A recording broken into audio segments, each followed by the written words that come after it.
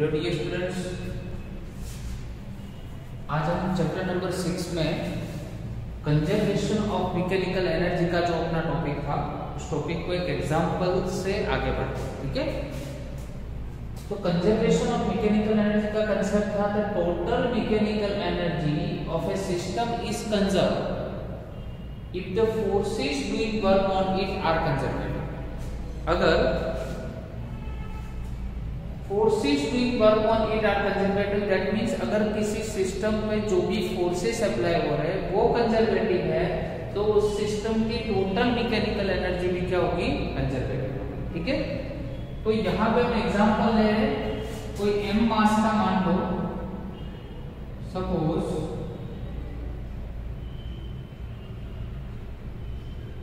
A ball of mass m is dropped from height h height से इसको drop कर। तो स्टार्टिंग में इनिशियली आप जानते हो कि इनिशियली जैसे ही वो उसकी मैक्सिमम हाइट मतलब h हाइट पे होगा तब उसमें पोटेंशियल एनर्जी हो और उसकी वेलोसिटी क्या होगी, उस साइड पे 0। जैसे वो डाउन साइड आएगा तब उसके हाफ ऑफ दी डिस्टेंस पे उसकी velocity v is equal to v h जितनी होगी, क्योंकि ये हाइट हमने स्मॉल h के फॉर्म में ली। और लास्ट में जब यहाँ पे वो लैंडिंग करेगा तब उसकी फाइनल वेलोसिटी कितनी होगी, vf। ठीक है, जब वो जमीन पर आएगा तब उसकी वेलोसिटी होगी vf जितनी। क्लियर? तो तीन पोजीशन के लिए हमें टोटल मैकेनिकल एनर्जी का कंसेप्ट लेना है। तो यहां पे लिख देते हैं मैकेनिकल एनर्जी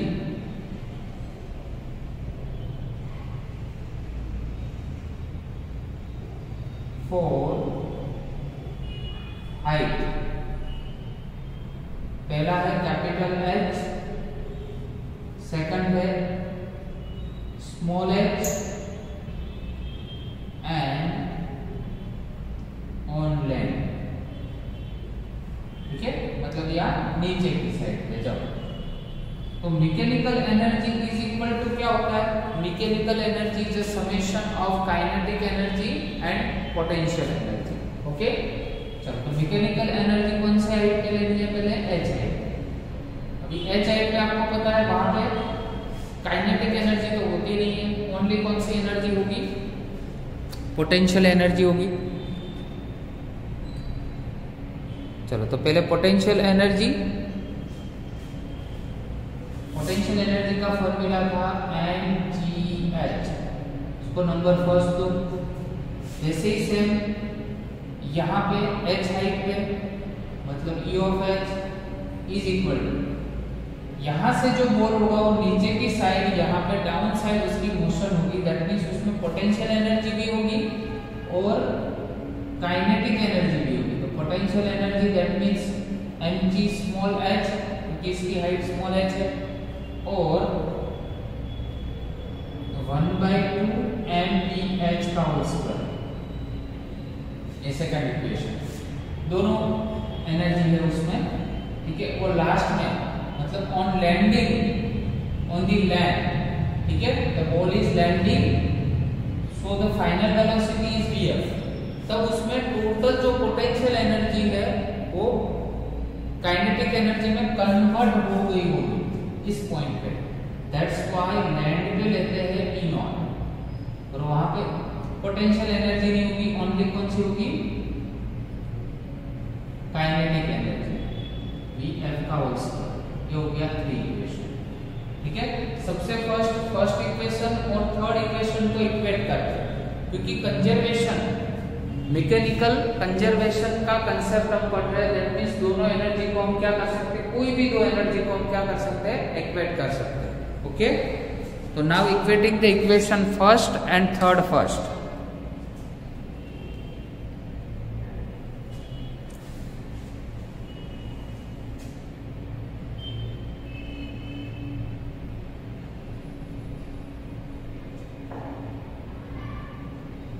equations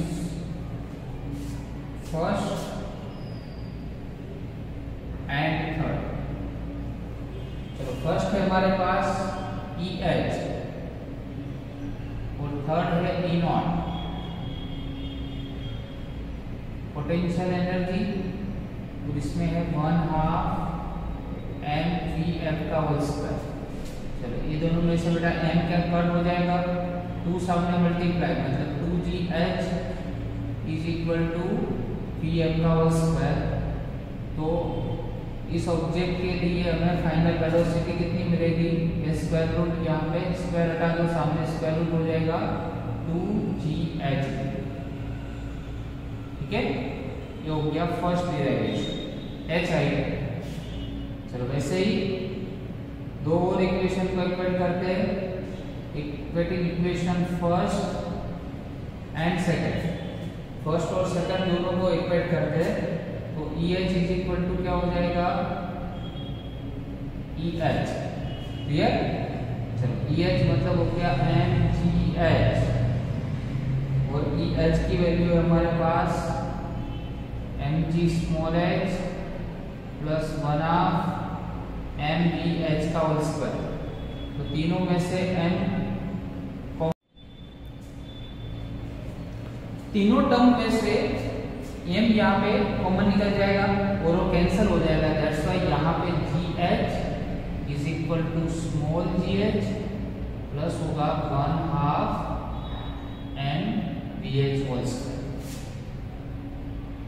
ये gh माइनस gh, ये इसको इस साइड पे लेके आओ, तो 1/2 mvh का होल स्क्वायर, दोनों में से g common, h minus h 1/2, sorry m तो कैंसिल हो गया यहाँ पे, m नहीं लिख रहे, सॉरी, ये vh स्क्वायर हो गया, तो 1/2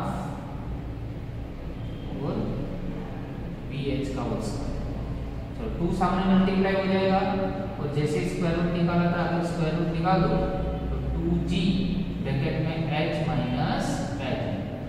सो अगर स्मॉल h हाइट पे अगर ऑब्जेक्ट की आपको स्पीड निकालनी हो तो फॉर्मूला होगा √2g capital H minus small h। Clear, चलो नेक्स्ट थ्योरी है अपनी बेटा, potential energy of a spring.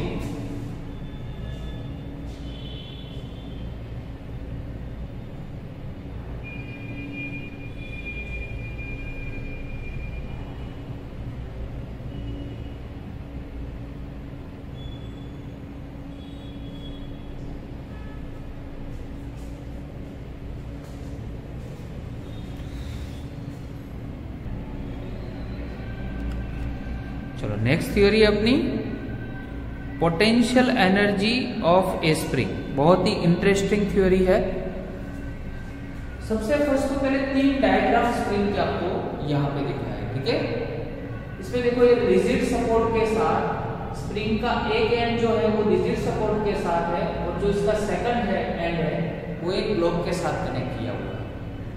ठीक है, सेकंड जो है, फर्स्ट जो डायग्राम है उसमें उसकी इनिशियल पोजीशन है, उसमें हमने स्प्रिंग को स्ट्रेच नहीं किया हुआ या तो कंप्रेस भी नहीं किया। ठीक है, सेकंड जो है, सेकंड डायग्राम में मोस्टली क्या किया हमने, एक्सटर्नल फोर्स लगाया इस ब्लॉक पे, तो स्प्रिंग स्ट्रेच हुई, इसलिए उसका डिस्प्लेसमेंट हुआ। कितना डिस्प्लेसमेंट हुआ, x जितना डिस्प्लेसमेंट हुआ। कौन सी डायरेक्शन में, x की पॉजिटिव डायरेक्शन में। सो दैट स्प्रिंग जो होगी उसका फोर्स जो लगेगा वो इससे ऑपोजिट डायरेक्शन में अप्लाई करना। आया समझ में? तो जैसे ही आप एक्सटर्नल फोर्स देते हो तो स्प्रिंग का फोर्स उसकी रिवर्स डायरेक्शन में आता है, उसकी ऑपोजिट डायरेक्शन में होता है। वैसे ही थर्ड जो कंडीशन है उसमें हमने ब्लॉक को क्या किया है, कंप्रेस किया है। दैट्स व्हाई यहाँ पे स्प्रिंग भी कंप्रेशन में होगी, इसलिए उसका डिस्प्लेसमेंट तो x होगा, बट कौन सी डायरेक्शन में, नेगेटिव डायरेक्शन। ठीक है, और जो स्प्रिंग फोर्स होगा वो उससे ऑपोजिट डायरेक्शन में होगा, क्योंकि जैसे स्प्रिंग को आप कंप्रेस करते हो तो स्प्रिंग उसके ऑपोजिट डायरेक्शन में फोर्स अप्लाई करते हैं। ठीक है, तो इस लॉजिक पे ही स्प्रिंग के लिए हुक्स लॉ बनेगा। The spring force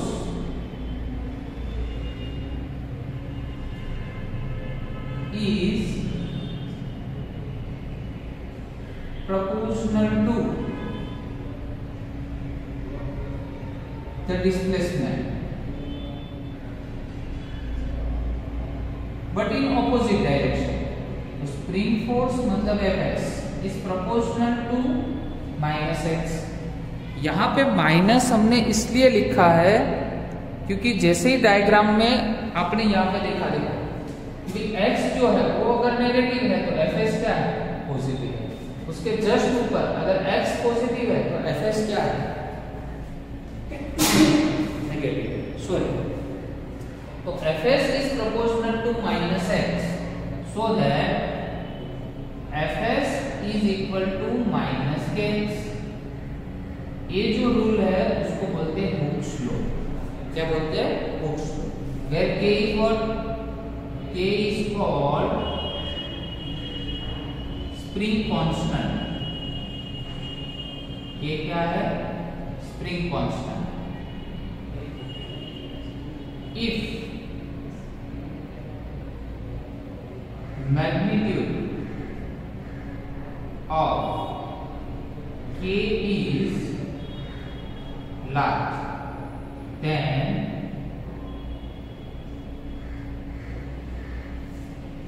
spring is strong।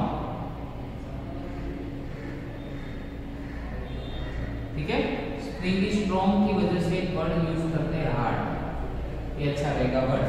अगर k की वैल्यू बहुत ही बड़ी वैल्यू है तो स्प्रिंग क्या होगी, हार्ड।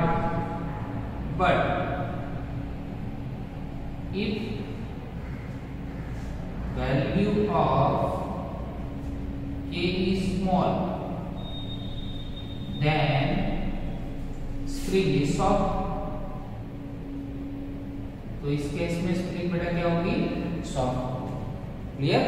चलो, जो k कांस्टेंट आपको दिया है उसका यूनिट क्या होगा, ठीक है। तो यूनिट ऑफ k, ऐसा यूनिट क्या होगा, तो k को सब्जेक्ट बनाओ यहाँ पे, तो -Fs/x होगा। F मतलब न्यूटन फोर्स का, और इसका मीटर, न्यूटन पर मीटर लिख सकते हैं। क्लियर। तो ये हो गया हुक्स लॉ की बात स्प्रिंग फोर्स के अकॉर्डिंग। अभी यहां पे डिस्कस करते हैं स्प्रिंग एनर्जी, या तो work done by spring.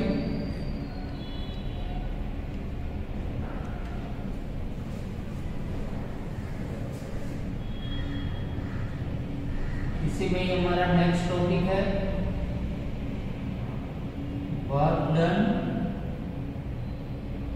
Bye spring.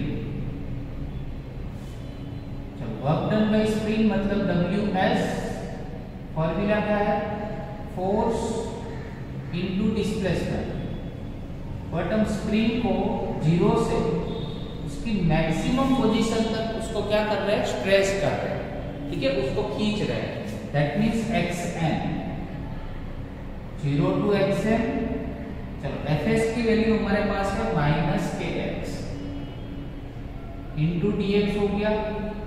चलो, -k तो कांस्टेंट है, कांस्टेंट को निकाल दो बाहर, -k निकल गया बाहर, यहाँ पे हो गया x इंटू dx। चलो, -k यहाँ पे एक पावर आगे, और सॉरी पावर इंक्रीज पावर नीचे, 0 to हो गया यहाँ पे xn। पहले कौन सी लिमिट रखेंगे, अपर लिमिट, मतलब xn का होल स्क्वायर डिवाइड बाय 2, -0 का होल स्क्वायर करोगे तो क्या होगा, 0 ही होगा। सो स्प्रिंग फोर्स के अकॉर्डिंगली वर्क कितना हुआ, k xn का होल स्क्वायर और divide by 2। If spring is compressed, एक तो स्प्रिंग को हम जैसे खींच रहे थे, उसको स्ट्रेच कर रहे थे, उस केस में उसका वर्क आया। बट अगर उसको कंप्रेस कर रहे हैं तो क्या होगा, यहाँ पे xn की जगह पे x कंप्रेस हो जाएगा, बट वर्क डन में क्या रहेगा, सेम ही रहेगा। आया समझ में।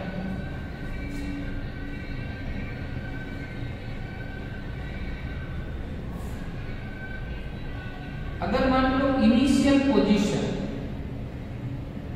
स्प्रिंग के लिए इनिशियल पोजीशन है xi और स्प्रिंग की जो फाइनल पोजीशन है वो है xf।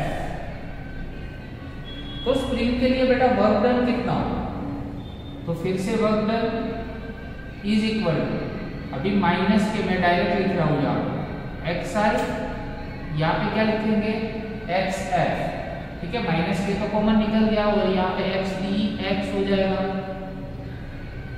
तो w is equal to minus k, चलो यहाँ पे क्या होगा, पावर इंक्रीज और इंक्रीज पावर नीचे, xi और xf, एक इनिशियल पोजीशन और एक फाइनल पोजीशन। पहले कौन सी लिमिट रखेंगे, अपर लिमिट रखो, तो xf का होल स्क्वायर हो गया और यहाँ पे xi का होल स्क्वायर हो गया। चलो माइनस अंदर मल्टीप्लाई कर दो, तो वर्क डन कितना मिलेगा, k xi का whole square divide by 2 minus k xf का whole square divide by, clear. तो वैसे ही अगर साइक्लिक प्रोसेस है, साइक्लिक प्रोसेस का मीनिंग ये होता है कि जैसे आपने स्प्रिंग को प्रेस किया या तो उसको स्ट्रेस किया, अगर प्रेस करते हो फिर से अपनी पोजीशन पे आ गए, या तो उसको स्ट्रेस किया और फिर से अपनी पोजीशन पे लेके आए, तो उसको साइक्लिक प्रोसेस बोलते हैं। जो अपनी ओरिजिनल पोजीशन पे अगर स्प्रिंग आ जाती है तो उसको क्या बोलते हैं बेटा, साइक्लिक प्रोसेस। तो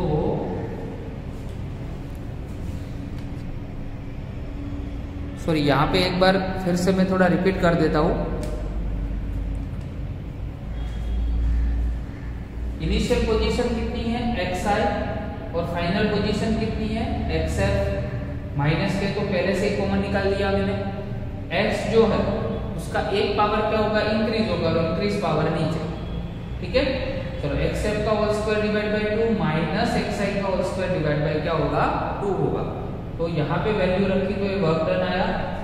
अभी जो कैलकुलेशन कर रहे हैं वो कर रहे हैं साइक्लिक प्रोसेस के लिए। तो फॉर साइक्लिक प्रोसेस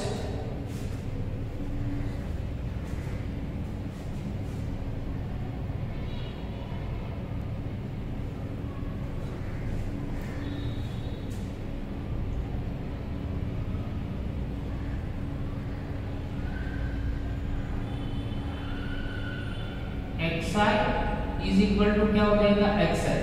तो देखो xi और xf अगर दोनों सेम होंगे तो इसमें वर्क डन कितना मिलेगा, 0। तो साइक्लिक प्रोसेस के लिए वर्क डन क्या होता है, 0। That means whenever you stress the spring and then after you put the spring into its original position, your work done will be 0। Done.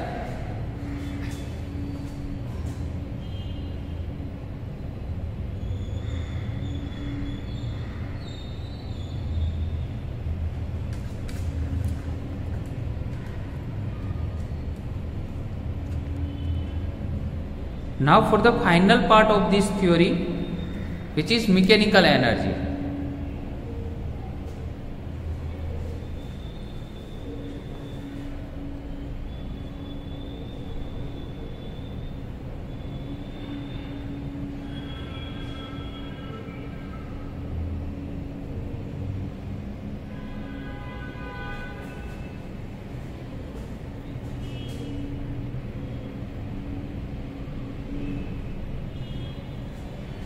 Mechanical energy मतलब दो एनर्जी का क्या होता है, सम होता है।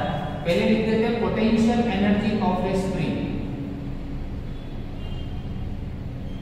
स्प्रिंग के लिए पोटेंशियल एनर्जी का फॉर्मूला था V of x is equal to 1/2 kx²।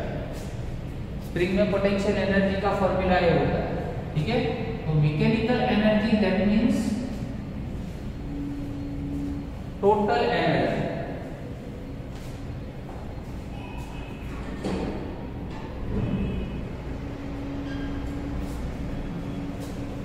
Mechanical energy that means क्या होगा, टोटल एनर्जी। तो जो टोटल एनर्जी है उसमें यहाँ पे लिखेंगे मैकेनिकल एनर्जी k xf का whole square is equal to potential energy plus होगी काइनेटिक एनर्जी 1/mv²। ठीक है। अभी देखो इनिशियल पोजीशन जब होती है, for initial position of a spring, तो स्प्रिंग जब स्टेशनरी होती है तो उसका डिस्प्लेसमेंट तो क्या होगा, 0। ठीक है।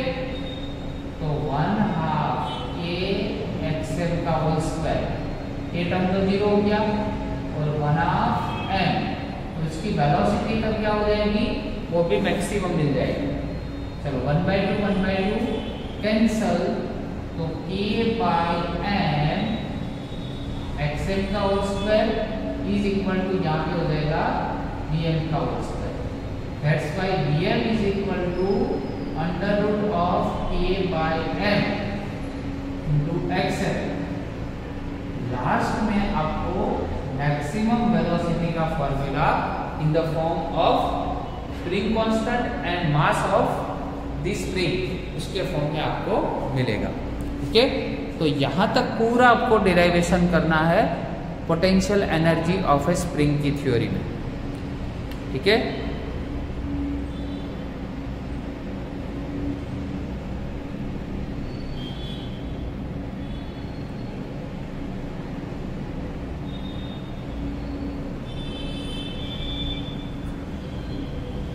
Okay, thank you very much.